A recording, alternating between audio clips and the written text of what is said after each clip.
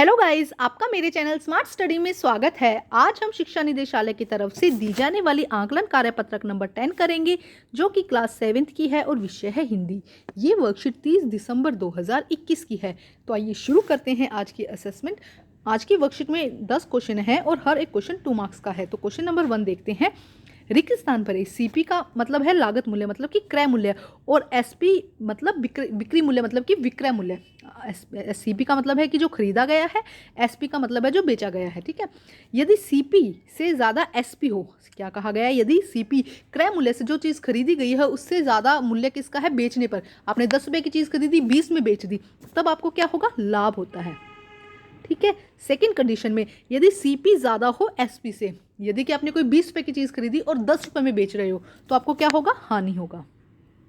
देखो बहुत आसान है, बस समझना, एग्जाम्पल के साथ समझोगे तो समझ में आ जाएगा। अब देखते हैं क्वेश्चन नंबर 2। एक कुर्सी को 1450 रुपये में बेचने पर एक दुकानदार को 10% की हानि होती है। एक कुर्सी है, उसको 1450 की, उसको 10% की हानि होती है, तो उसे किस कीमत पर खरीदा था। क्वेश्चन में क्या कहा गया कि एक कुर्सी थी, उसे इतने में, क्या कहा गया, इतने पे जब बेचा ना तो उसको 10% की हानि हुई। तो हमें किस कीमत में, मतलब कि हमें क्रय मूल्य यहाँ पर निकालना है, हमें क्या निकालना है, लागत मूल्य यहाँ पर निकालना है। तो आइए देखते हैं आंसर।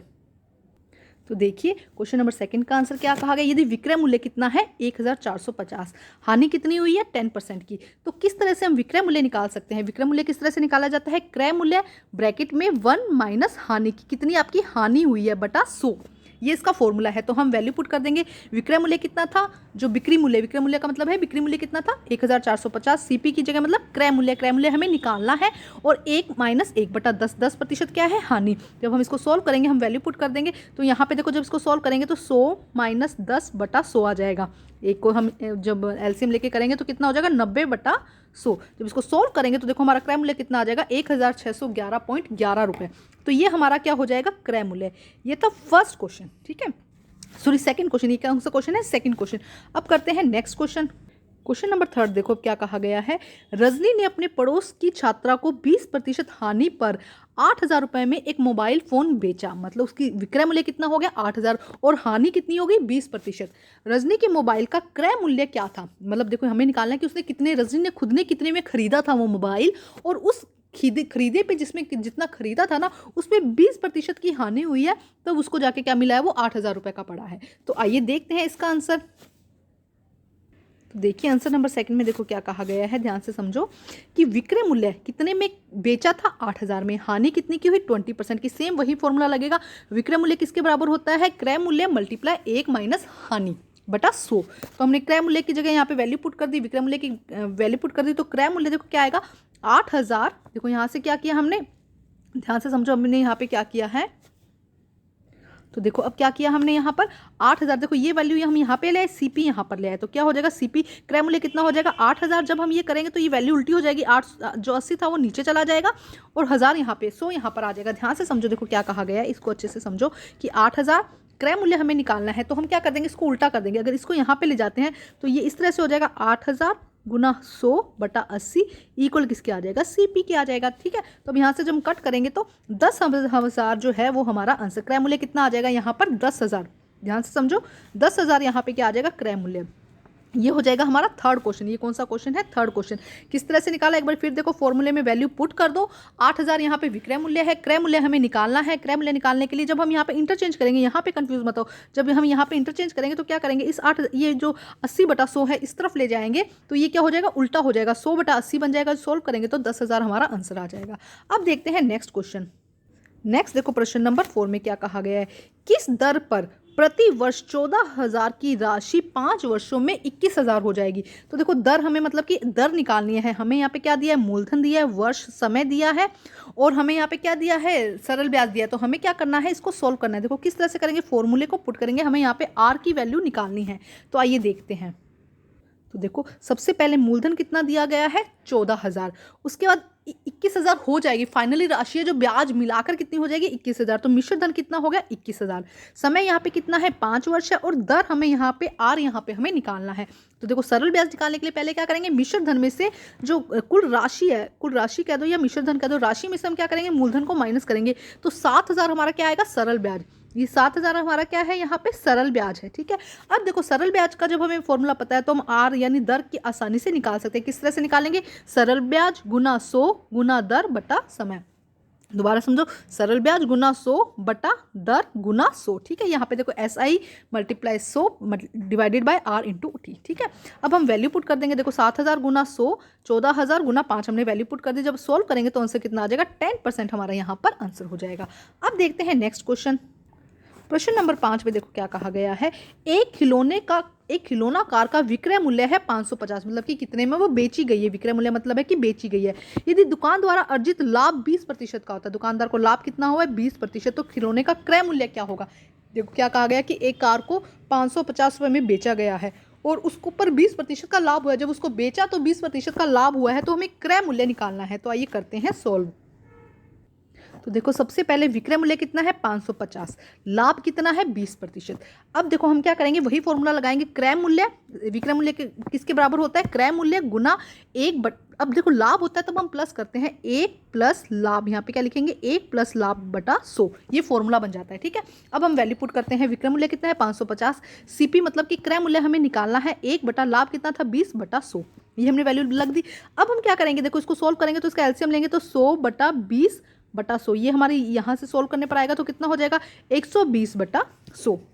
ठीक है, अब हम क्या करेंगे, इस 120 बटा जो 100 है इसको इस तरफ लेके जाएंगे तो रकम क्या हो जाएगी, उल्टी हो जाएगी। जो नंबर क्या है उल्टा हो जाएगा। क्या हो जाएगा, CP कल किसके आ जाएगा 550 गुना 100 बटा 120, क्या हो जाएगा 550 गुना 100 गुना 120 हो जाएगा। तो अब इसको सोल्व कर लेते हैं। जब इसको सोल्व करेंगे तो हमारा आंसर देखो क्या आ जाएगा, क्रय मूल्य कितना हो जाएगा, जब इसको सोल्व करेंगे तो आंसर आ जाएगा 458.33 रुपये। क्या हो जाएगा 458.33 पैसा। ठीक है, ये हमारा क्या हो जाएगा, आंसर आ जाएगा। तो इसको आप ध्यान से कीजिएगा। अब हम करते हैं नेक्स्ट क्वेश्चन। अब देखो क्वेश्चन नंबर 6 में क्या कहा गया है। 16% की वार्षिक साधारण ब्याज की दर से उधार दी गई राशि पर 2 वर्षों में ब्याज के रूप में 9,600 रुपये प्राप्त होंगे। क्वेश्चन को ध्यान से समझो कि 16% वार्षिक दर मतलब कि हमें वार्षिक ये दर दी गई है, यहाँ पे ब्याज की दर से उधार ली गई कितनी राशि पर, यहाँ पे हमें पूछी गई है राशि। तो कितनी राशि में क्या पूछा गया, मूलधन पूछा गया है। यहाँ पे कितनी राशि पर 2 वर्षों मतलब समय भी दिया गया है 2 वर्ष, और प्राप्त होंगे मतलब कि हमें यहाँ पे क्या दिया गया, ब्याज दिया गया है। सरल ब्याज कितना दिया गया है यहाँ पे 9600। तो देखो हमें सारी चीजें दी गई है, हमें मूलधन निकालना है। तो आइए करते हैं इसको सॉल्व। तो देखो किस तरह से सॉल्व होगा, इसको करते हैं। तो देखो सरल ब्याज कितना दिया गया है हमें 9,600, टाइम कितना दिया गया, समय कितना दिया गया 2 वर्ष, और दर कितनी दी गई है 16%। हमें क्या निकालना है यहाँ पे, मूलधन निकालने का फॉर्मूला क्या होता है, सरल ब्याज गुना 100 बटे में दर गुना समय। तो हम वैल्यू पुट कर देते हैं, ये सारी वैल्यू हमने यहाँ पर लगा दी। जब इसको सॉल्व करेंगे तो हमारा आंसर कितना आ जाएगा 30,000 यहाँ पे हमारा आंसर हो जाएगा। अब देखते हैं प्रश्न नंबर 7 में क्या कहा गया है।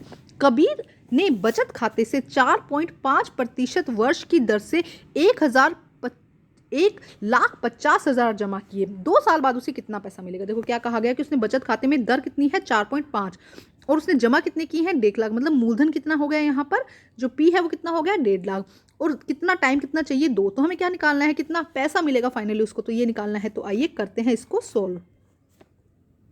तो देखिए क्वेश्चन नंबर 7 का आंसर, मूलधन कितना है 1.5 लाख, दर कितनी है 15%, दर कितनी थी यहाँ पर, एक सेकेंड 4.5, सॉरी दर यहाँ पे अभी आंसर देखो, दर यहाँ पे कितनी है 4.5% लिख देंगे आप। ठीक है, और यहाँ पे जो टाइम है वो कितना हो जाएगा 2। ठीक है, 2 साल हो जाएगा, 2 वर्ष हो जाएगा। ठीक है, ये हो जाएगा टाइम यहाँ पर। अब देखो पहले हमें सरल ब्याज निकालना है। तो सरल ब्याज का फॉर्मूला क्या होता है, मूलधन गुना दर गुना समय बटा 100। तो हम इजीली जो सरल ब्याज है वो निकाल देंगे। 1.5 लाख गुना 4.5 गुना 2 गुना 100। जब इसको सोल्व करेंगे तो कितना आएगा 13,500। जब इसको सोल्व करेंगे तो ये हमारा क्या आया है, यहाँ पर सरल ब्याज आया है। ये क्या आया है, सरल ब्याज। अब हमें क्या निकालना है, राशि निकालनी है। हमें क्या निकालना है यहाँ पे, मिश्र धन की टोटल कितना मिलेगा। तो मिश्र धन निकालने के लिए क्या किया जाता है, मूलधन प्लस सरल ब्याज, जो सरल ब्याज है और मूलधन है उसे प्लस कर देंगे। जब इन दोनों को प्लस करेंगे तो आंसर कितना आ जाएगा 1,63,500। ये हमारा फाइनल आंसर हो जाएगा कि फाइनल में जो रुपए मिलेंगे वो इतने ही मिलेंगे। अब देखते हैं नेक्स्ट क्वेश्चन। क्वेश्चन नंबर 8 देखो क्या कहा गया है कि कितने वर्षों में 4,000 की राशि 12% की दर से 1,440 का सरल ब्याज प्राप्त करेगी।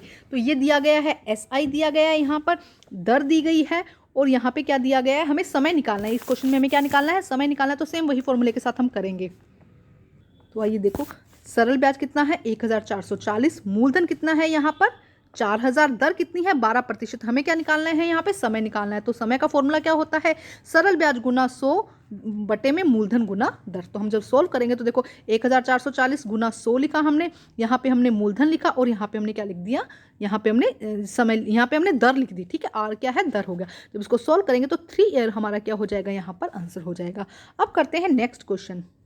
क्वेश्चन नंबर 9 में देखो क्या कहा गया है, श्री रामदीन ने 50,49,700 एक घर खरीदा, उसकी मरम्मत में इतना खर्चा किया, 5% का लाभ कमाने के बाद उस घर को कितने में बेचना चाहिए।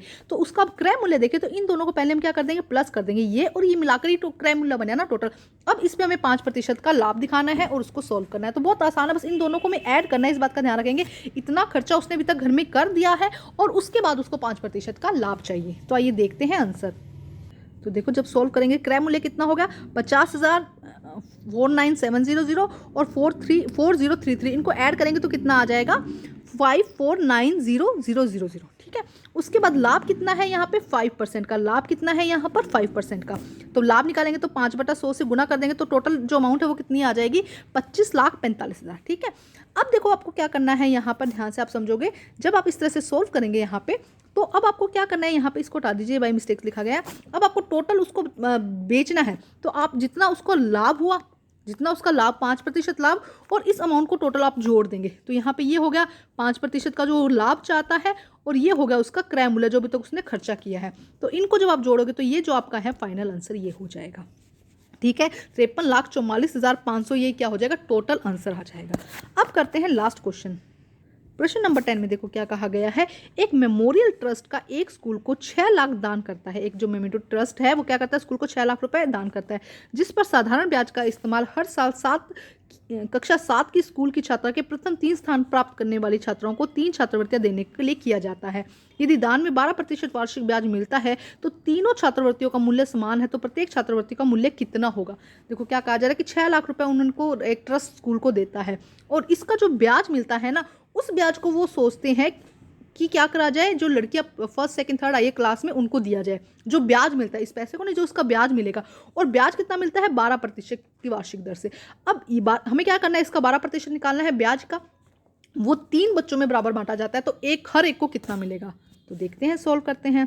तो देखो किस तरह से सोल्व करेंगे, ध्यान से। पहले मूलधन मानेंगे कितना है 6 लाख है, दर कितनी है 12% और समय कितना है 1 साल, ठीक है। अब देखो यहाँ पे क्या करना है, हमको इसको सोल्व करते हैं। तो पहले हम सरल ब्याज निकालेंगे कि ब्याज कितना है, 12% की दर से ब्याज कितना है। तो 72,000 यहाँ पे क्या आ जाएगा, ब्याज आ जाएगा। क्या आ जाएगा 72,000 यहाँ पे ब्याज आ जाएगा। अब देखो अगर तीनों लड़कियों को, यहाँ पे देखो अगर तीनों लड़कियों को बराबर मिलता है, टोटल पैसा कितना है 72,000, ठीक है।